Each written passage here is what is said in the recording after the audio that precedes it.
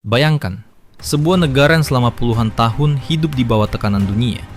Ekonominya disangsi, perdagangannya dibatasi, teknologinya diblokade. Bahkan untuk membeli senjata saja, negara ini hampir tidak memiliki akses. Namun yang terjadi justru sebaliknya. Alih-alih melemah, negara ini malah membangun kekuatan militernya sendiri. Hari ini, negara tersebut mampu memproduksi rudal balistik jarak jauh, drone tempur, sistem pertahanan udara, bahkan teknologi nuklir secara mandiri. Bukan hanya itu, dalam berbagai konflik di Timur Tengah, negara ini juga dikenal memiliki pengaruh militer yang sangat besar. Negara itu adalah Iran. Pertanyaannya sekarang menjadi sangat menarik. Bagaimana mungkin sebuah negara yang selama puluhan tahun hidup di bawah embargo internasional justru mampu berkembang menjadi salah satu kekuatan militer paling berpengaruh di Timur Tengah? Untuk memahami hal itu, kita harus kembali ke masa lalu. Sebelum tahun 1979, Iran sebenarnya adalah salah satu sekutu utama Barat di Timur Tengah. Negara ini dipimpin oleh Shah Muhammad Reza Pahlavi, seorang penguasa yang memiliki hubungan sangat dekat dengan Amerika Serikat. Pada masa itu, Iran bahkan menjadi salah satu pembeli senjata terbesar dari Barat.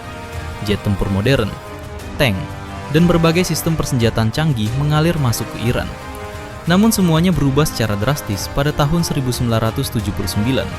Saat revolusi Iran menggulingkan pemerintahan Shah. Revolusi ini membawa Iran ke arah politik yang sangat berbeda. Pemerintahan baru yang dipimpin oleh Ayatollah Ruhollah Khomeini mengambil sikap keras terhadap Amerika Serikat dan negara Barat. Hubungan diplomatik pun runtuh. Amerika Serikat memutus hubungan dengan Iran. Sanksi ekonomi mulai diberlakukan. Embargo militer pun dijatuhkan. Iran tidak lagi bisa membeli senjata dari Barat. Bagi sebuah negara yang sebelumnya sangat bergantung pada impor senjata, kondisi ini tentu sangat berbahaya. Namun tantangan terbesar Iran justru datang tidak lama setelah revolusi itu. Pada tahun 1980, Irak yang dipimpin Saddam Hussein melancarkan invasi ke wilayah Iran. Perang Iran-Irak pun dimulai. Perang ini berlangsung selama 8 tahun dan menjadi salah satu konflik paling brutal di Timur Tengah. Selama perang itu, Iran menghadapi masalah besar. Negara Barat tidak menjual senjata kepada Iran, sementara Irak justru mendapatkan dukungan dari berbagai negara.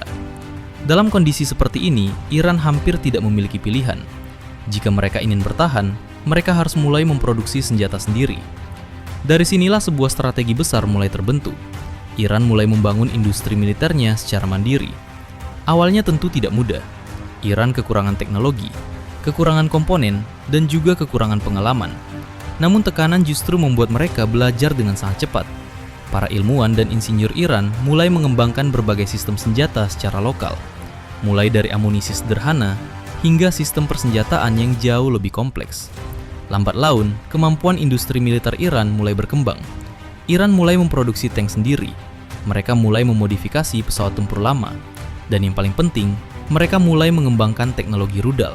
Seiring waktu, rudal menjadi salah satu pilar utama kekuatan militer Iran. Bagi Iran, rudal memiliki satu keunggulan yang sangat penting. Rudal dapat menyerang musuh dari jarak jauh, tanpa harus mengirim pesawat tempur atau pasukan ke wilayah lawan.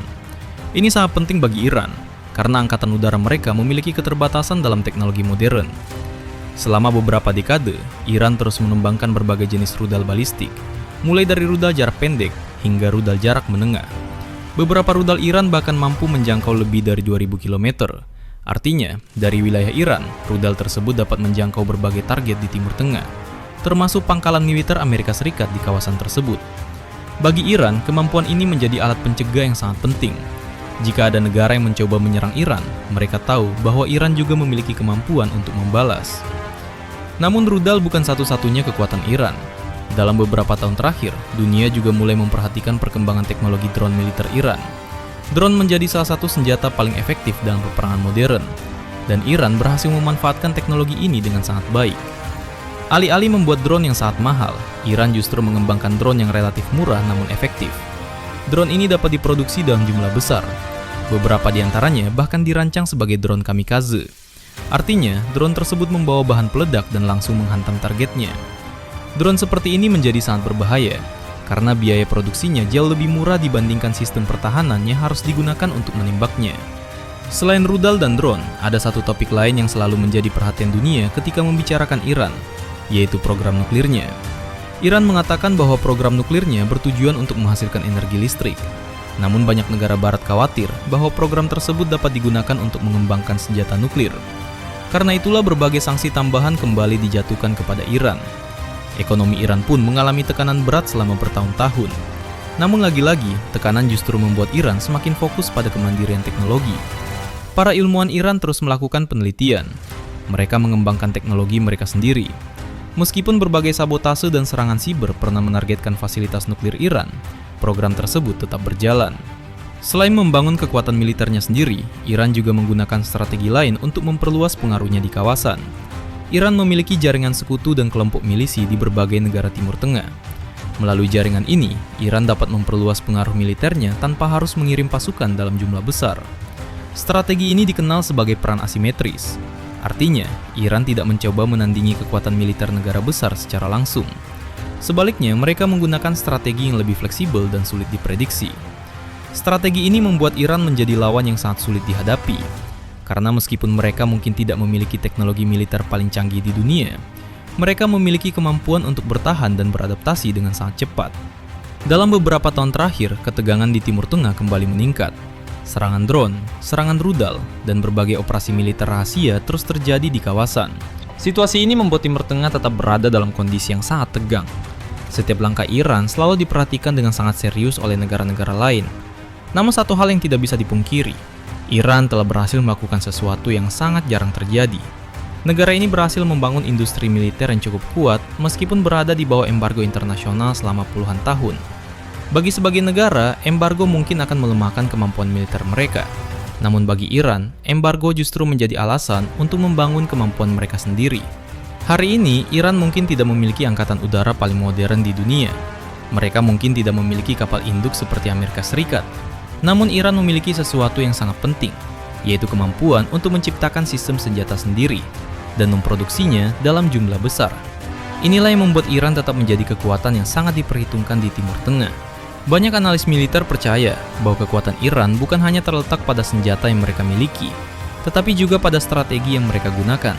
Strategi yang menggabungkan rudal, drone, perang asimetris, dan jaringan sekutu di berbagai kawasan. Kombinasi ini membuat Iran mampu menghadapi tekanan dari negara-negara yang jauh lebih kuat secara militer. Dan selama embargo masih berlangsung, kemungkinan besar Iran akan terus mengembangkan teknologi militernya sendiri.